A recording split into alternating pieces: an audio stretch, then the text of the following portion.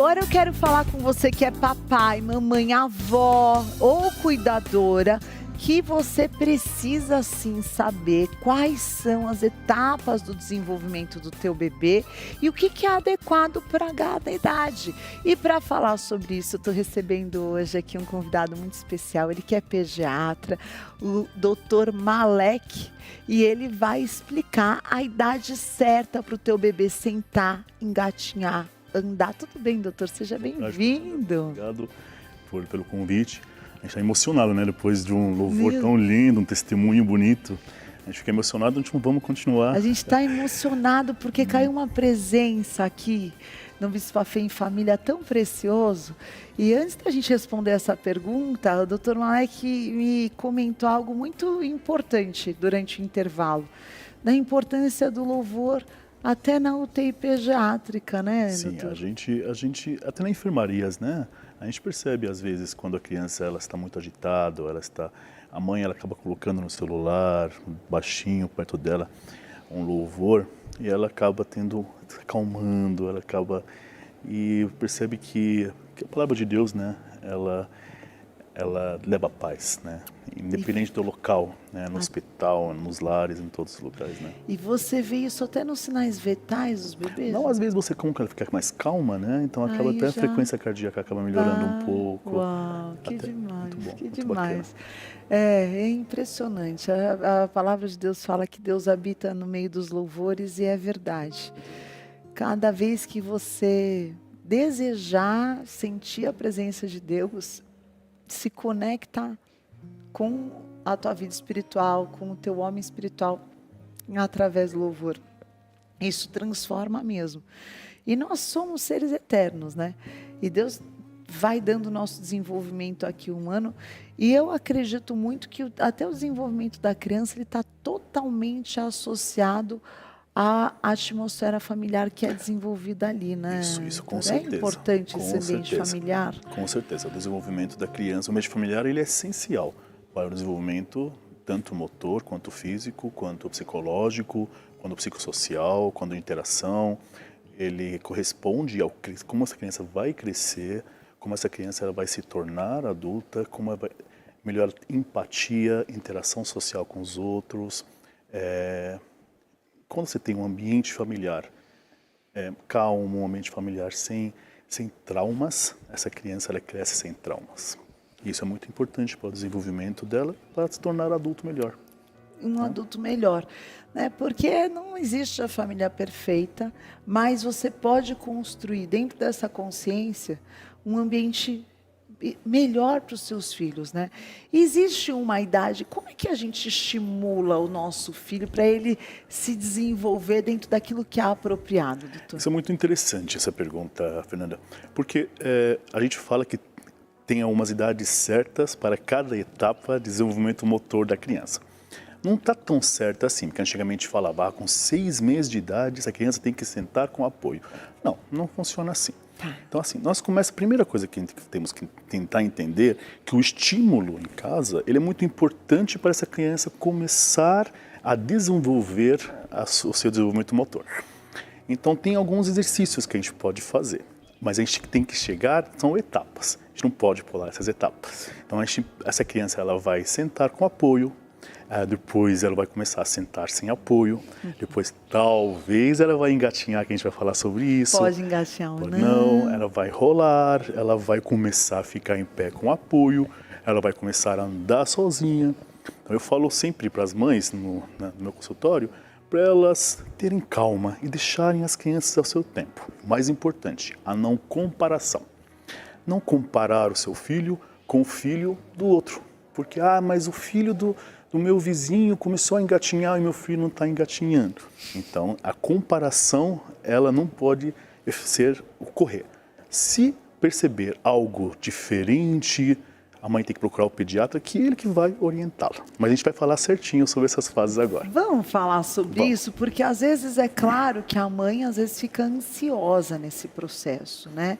Até, principalmente quando é o primeiro filho, né, doutor? Concordo. Quando ela não sabe, poxa, deu 6 meses, meu filho não sentou, será que meu filho não vai sentar? Como se livrar dessa ansiedade que a mãe está aprendendo a ser mãe e que o bebê está tendo um momento de desenvolvimento também que muitas vezes é natural, né? Sim. Eu sempre falo, vamos dividir em 3 partes. Vamos dividir em 6 meses, adiciona mais 3 meses, 9 meses e 12 meses. Tá. Não sendo aquele número exato, mas a gente joga mês para frente, mês para trás. Tá. Então vamos começar com a criança como ela vai começar a sentar, que vai ser o primeiro processo dela. Então ela vai começar a sentar com apoio. Ela vai começar entre os 4 meses e os 6 meses. Tá?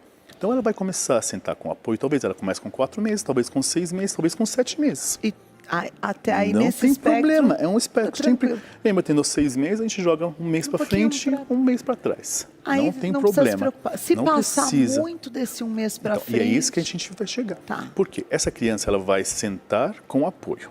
Depois, com 9 meses, entre os 6 meses e os 9 meses, ela vai começar a sentar sem apoio. E aí, se ela chegar aos 9 meses e ela não está sentando com apoio, é porque ela precisa procurar um pediatra. Porque pode estar tendo um atraso desse desenvolvimento motor. Ai, precisa Isso. prestar atenção. E aí tem que prestar atenção. Então, com 6 meses, essa criança tem que sentar com apoio. Com 4 meses ela pode sentar, com 7 meses não tem problema. 6 meses a gente fala que é a média. Sim. 9 meses ela não sentou com apoio. Ela não sentou ainda, nem sem apoio, nem sem apoio. Opa, vamos prestar atenção para isso. Porque com 9 meses, ela já deve estar sentando já sem o apoio. Tá. Dos 9 meses até 1 ano, até os 12 meses, ela vai engatinhar ou não. não. 15% das crianças, elas não engatinham. Muitas delas, elas já começam a andar com apoio direto. E tem criança que se arrasta também, né? É isso que que a gente chama, é um método dela De engatinhar. que é um pré-andar. Tá, que a gente chama, tá. ela pode rolar, ela pode engatinhar, ela Arrastar pode o bumbum. arrastar. Então, isso é um método, essa forma dela se expressar parte motora dela, antes dela começar a andar. Tá.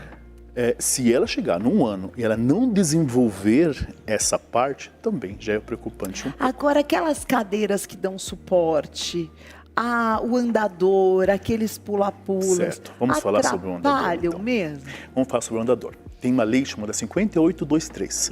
De 2023, essa lei é uma lei federal que não permite venda, comércio e propaganda de andadores. É mesmo? Somente ele é permitido em casos de que um médico prescreve para crianças especiais. Ah, sim. Por quê? Infelizmente, eu trabalho em emergência, né? Trabalho também em UTI, e a gente percebe que o andador, além de atrapalhar o desenvolvimento natural motor dessa criança, por quê? Porque ela não vai começar a tentar forçar esse músculo dela para as perninhas, o tronco é muito importante para ela começar a andar. Então ela faz o quê? Ela começa a deixar o andador fazer a parte dela. Só que esse andador, muitas casas, elas não têm o chão plano. Então o que acontece? Tem alguns desnível. E esse desnível, quando essa criança está indo para frente, se ela vai cair para onde? Para frente. Cair para frente. Então ela vai fazer uma coisa que a gente chama de traumatismo craniano frontal. Tem muito ainda hoje? Infelizmente temos bastante. E temos muitas crianças que caem da escada. Por quê? Porque como a mãe coloca entre a idade de 6 e 9 meses, então essa criança, ela sabe abrir a porta. Então eles fazem o quê? Tem muitas casas que são sobrados. Então o pai vai embora, eles deixam a criança ficar segurando na sala, só tem que ir uma escada. Então elas abrem a porta, elas acabam caindo. Elas são muito curiosas. Então a mãe está lavando roupa, elas querem saber o que está acontecendo, só que o andador ele bate no lugar que está sendo no balde, alguma coisa, então ela acaba caindo, ela não consegue levantar de volta. Infelizmente nós temos quadros graves, até temos relatos de óbito. Eu já peguei quadros, infelizmente, de óbito por TCE, por traumatismo craniano encefálico, por queda de andador, por isso que foi proibido. Ai, que bom. O andador ele é proibido. Até venda, comércio e a propaganda. Olha, ótimo. Então, se tiver, não use. Não use. Agora, o quão importante é você proteger a tua casa com um portão, com um protetor de tomada, enquanto a criança está aprendendo a andar? Isso é muito importante, porque a gente evita que ocorram acidentes que a gente chama acidentes domésticos evitáveis. Sim. Né? Porque as principais razões de trauma em criança hoje é um acidente doméstico. O meu filho menor, o caçula, ele batia muito a cabeça, porque ele ia lá de curiosidade, pum. E na altura que eles estão na altura de tudo que é a altura. Sim. E aí eu pus um capacetinho nele, ele usava. E aí as pessoas falam, ai, que exagero, porque... Não, aqui tá o controle, a sala do controle tá aqui, né? A O gente que você acha fala que desses para não ter capacetes? quina, para não ter nada que a criança bata a cabeça, que ela consegue fazer feridas mais profundas, feridas fortes. Por isso que a Aqueles gente coloca protetores protetor de de espuma, de quina, É protetor de espuma. É importante importantíssimo isso. equipar a casa Equipar com a isso, casa, com doutor. Não é certeza. frescura, né? Não, nem um pouco. Nada que você sinta que proteja seu filho seja Segurança, frescura. né? É Exatamente. segurança, né? Exatamente. E é tão importante isso. Agora, quando a criança não está desenvolvendo tão bem, existem alguns exercícios para estimular esse bebê? Existem exercícios que a gente chama que eles ajudam ao desenvolvimento motor, ao estímulo. Tem uma coisa muito legal que a gente usa na pediatria, chama tummy time. Já ouviu falar? Em inglês, Sim. chama tempo de barriga, é a hora da barriga. Eu queria deixar uma coisa muito importante. Quando a gente fala a hora da barriga, é que a gente coloca essa criança de bruços, a gente coloca de barriga para baixo, só que essa criança tem que estar acordada e sob vigilância dos pais. Sem dúvida. Porque se a gente pegar essa criança e ela estiver dormindo, não pode criança dormir de barriga para baixo. Não pode mesmo, não né? Não pode, doutor? de jeito algum. De jeito. Porque Ai, ela mas faz, pegou no ela sono. faz refluxo do leite e ela acaba engasgando, né? E muitas delas acabam, a gente já vê bastante lugares que nossa, ela engasgou com leite, foi parar no pronto-socorro, né? Ela parou de respirar, ela parou, teve que fazer Pode parar manobra. de respirar Sim, mesmo. porque, isso, além das pneumonias que ela pode fazer, né? Que as pneumonias chamam pneumonias aspirativas, né? É muito perigoso, Isso, gente. então, Não é brincadeira. não pode deixar a criança dormir de barriga para baixo. De jeito nenhum. Só que o tummy time é uma técnica que a gente utiliza a partir dos 2 meses de idade. É a coisa A gente mais coloca a criança em cima de um tapete, numa área plana. A gente pode colocar até uma almofada, né, abaixo dos braços dela para ficar mais fácil. A gente pega uns brinquedos, ou com o nosso som, ou com a música que a gente está falando, e a gente vai estimulando ela para ir atrás, né? Então, com 2 meses ela não vai fazer muita coisa, com 3 vai perceber que ela vai começar a levantar um pouco a cabeça, com 4 meses ela vai tentar buscar. E isso é muito importante. Esse estímulo é muito importante. E foi provado, né, que o estímulo ele ajuda esse desenvolvimento motor dessas crianças. E outra coisa que eu gosto muito de usar nos meus filhos, né? Todos os 4 eu usei isso. É aquele tapetinho que tem aqueles arcos. Sim. Que eles precisam tentar alcançar. Isso é muito bom, porque o estímulo que ajuda muito o desenvolvimento cerebral, né? Então, assim, temos só que tomar muito cuidado com o estímulo de televisão com muitas luzes, né? Que a gente chama aqui, são estímulo psicodélico, né? Onde muitas luzes ao mesmo tempo e a criança, muitas delas, elas acabam até tendo quadro de convulsão.